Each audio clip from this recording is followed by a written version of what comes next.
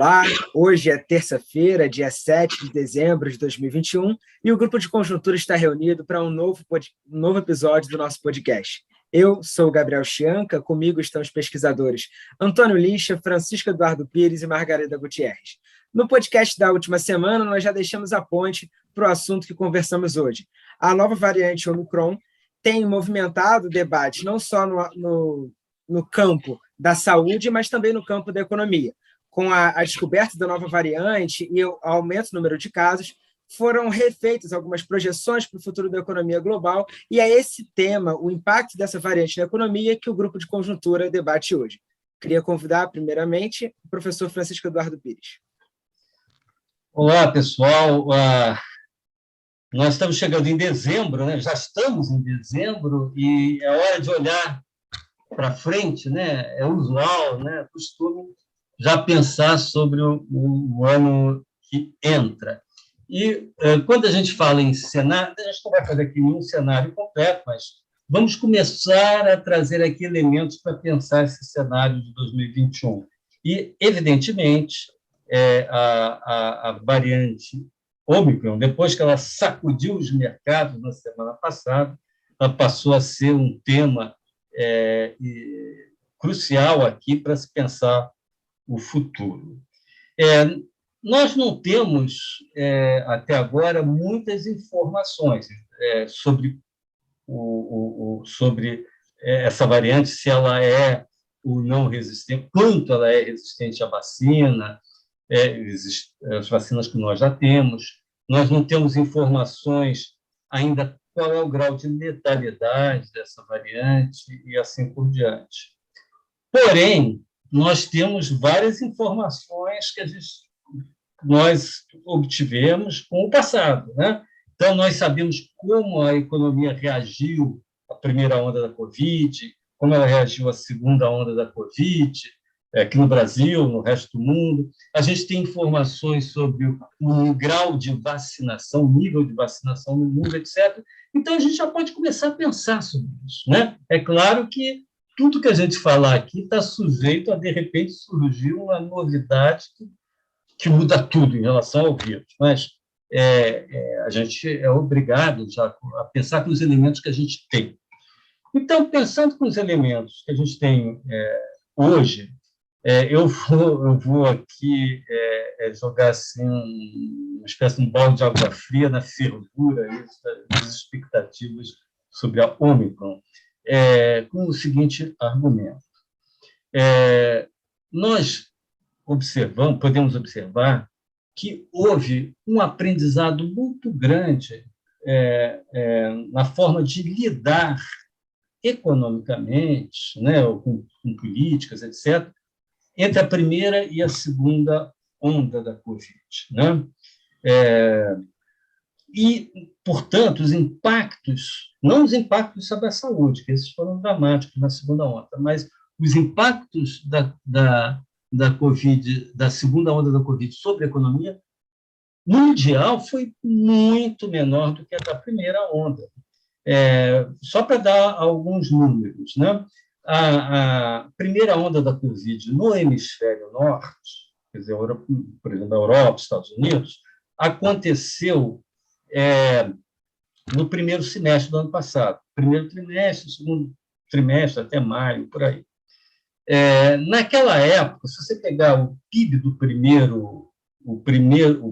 primeiro semestre do ano passado, a gente vai ver que o impacto foi devastador sobre as economias europeias e sobre a economia americana também, na verdade, sobre a economia mundial como um todo, né? A economia europeia caiu cerca de 15% no primeiro semestre do ano passado, durante a primeira onda, né? A economia americana caiu menos, mas caiu mais de 10%, pouco mais de 10% no primeiro semestre. Aí vem a segunda onda. A segunda onda, no hemisfério norte, tanto a Europa como os Estados Unidos, aconteceu no inverno nessa região. Ou seja, foi do final do ano até mais ou menos fevereiro ou março, novembro até fevereiro ou março. e foi muito pior em termos sanitários, em termos de letalidade, de número de casos, isso foi pior do que a primeira onda. No entanto, qual foi o efeito sobre a economia? Muito menor. No caso dos Estados Unidos, a economia americana nem sentiu, passou batido pela segunda onda, né? O PIB americano,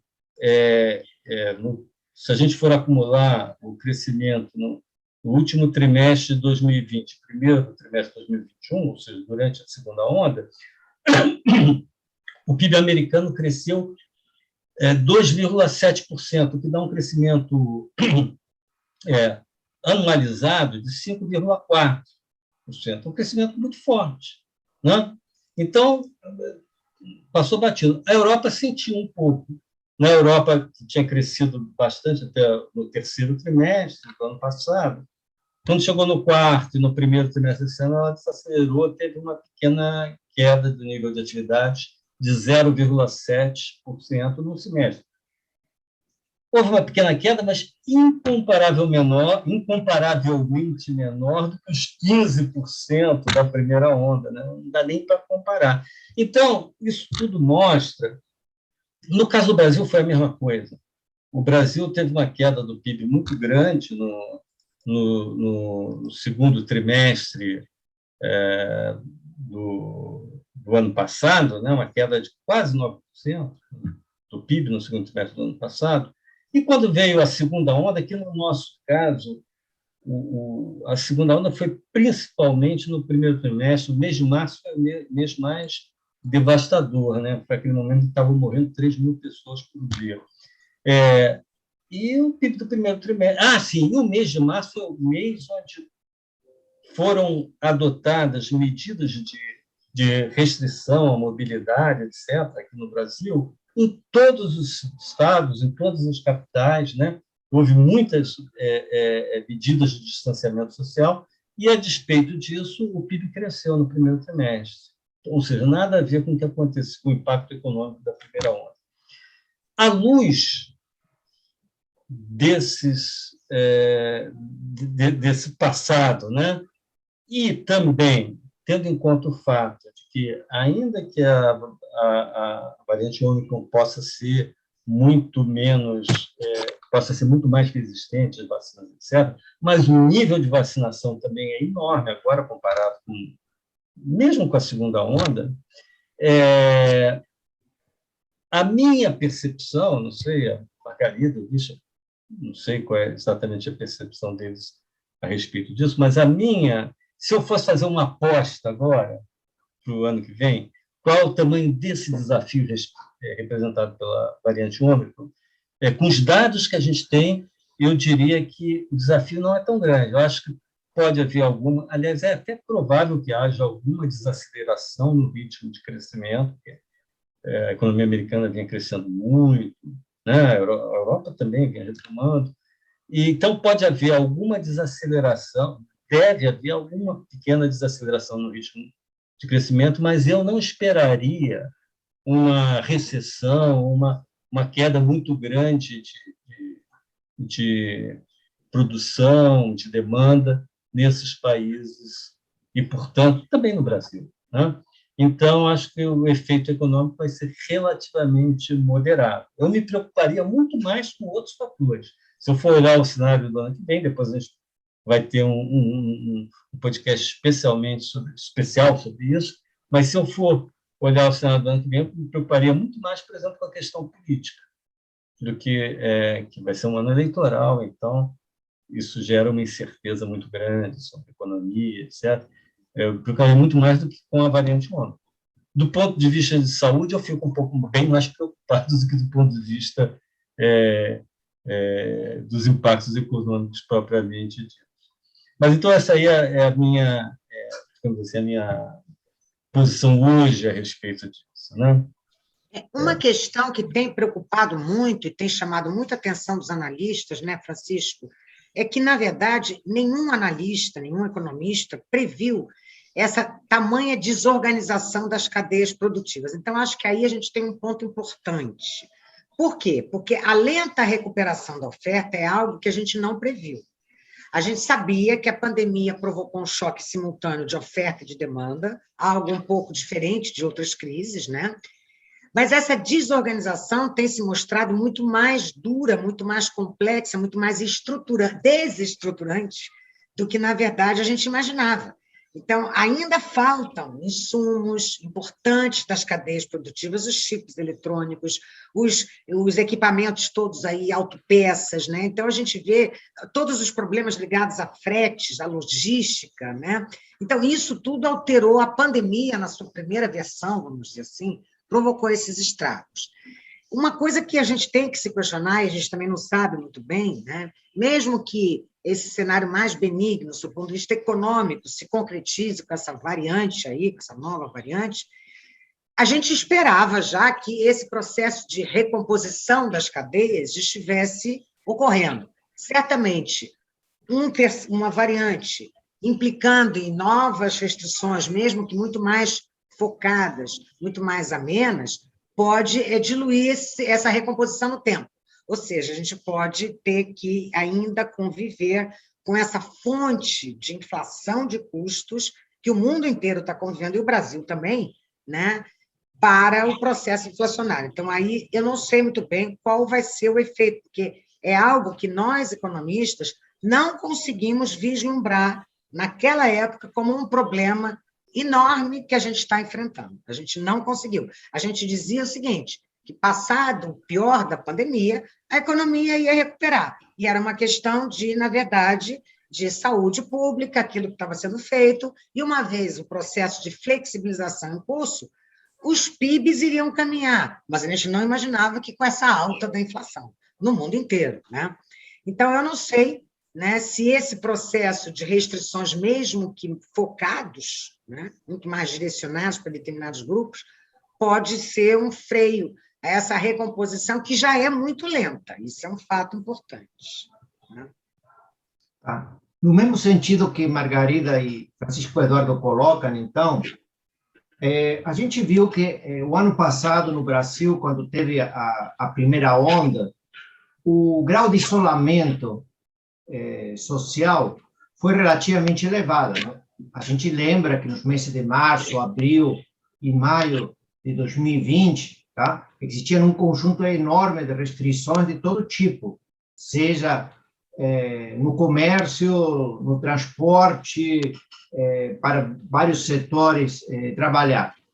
Provavelmente medido através de algum índice de isolamento, algum índice de atividade, por exemplo, o Google, que começou a elaborar estatísticas sobre o grau de mobilidade, não a partir do deslocamento que se via pelos celulares, identificado dessa forma, o grau de isolamento naquela primeira onda deve ter estado por volta de 50%.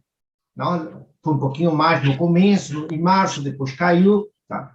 Então, realmente teve uma grande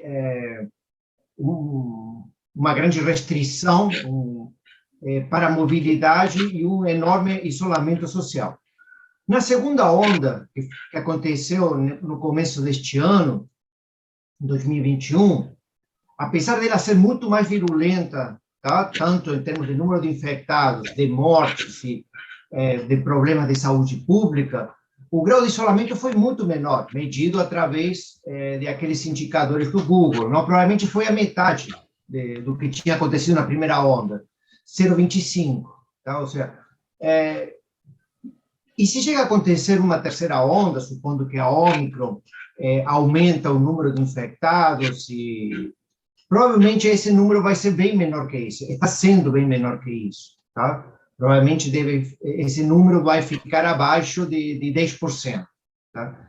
E esse grau de isolamento que afeta o nível de atividade, tá? Ou seja, muito mais que o número de infectados, ou muito mais que o número de óbitos, ocupações de UTI, que são relevantes para decisões dos agentes econômicos. Quando a gente está tentando medir os efeitos sobre nível de atividade, por exemplo, emprego, consumo, vendas, acho que esse grau de isolamento é uma variável mais destacada e ela tem caído. Não sei se foi 50% na primeira onda, o ano passado, 25% no começo deste ano, vamos ficar abaixo de 10% em uma terceira onda. Tá? Isso não faz, vai um pouco em linha com o que o Francisco Eduardo colocou, que os efeitos macroeconômicos, tá? A gente não está falando de efeitos sobre saúde pública, sobre leitos de UTI ou algumas outras complicações de saúde, estamos falando só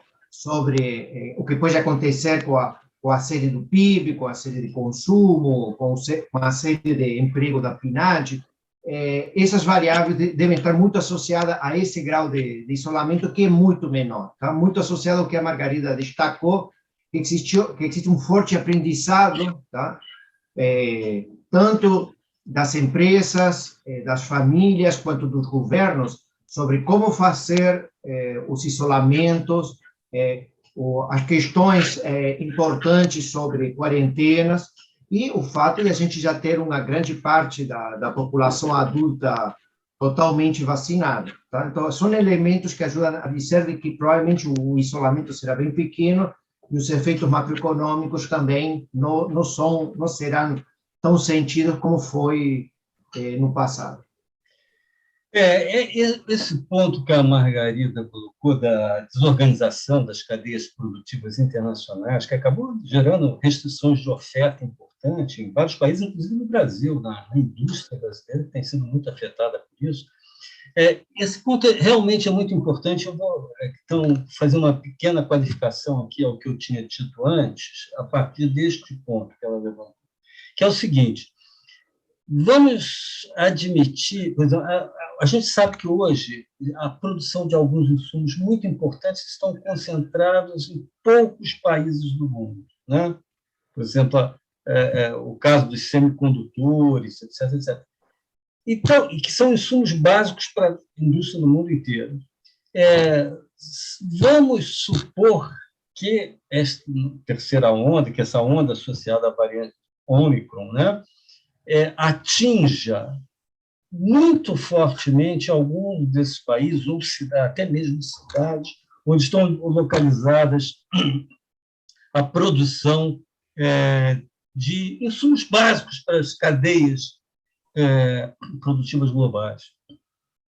Aí sim você pode ter uma desorganização adicional aí nas cadeias de fornecimento, e isso aí sim pode ser um complicador no cenário, né? Inclusive complicador para o Brasil. A gente sabe que tem indústrias aqui que não estão conseguindo produzir por falta de insumos, né? Então, eu ficaria atento a isso.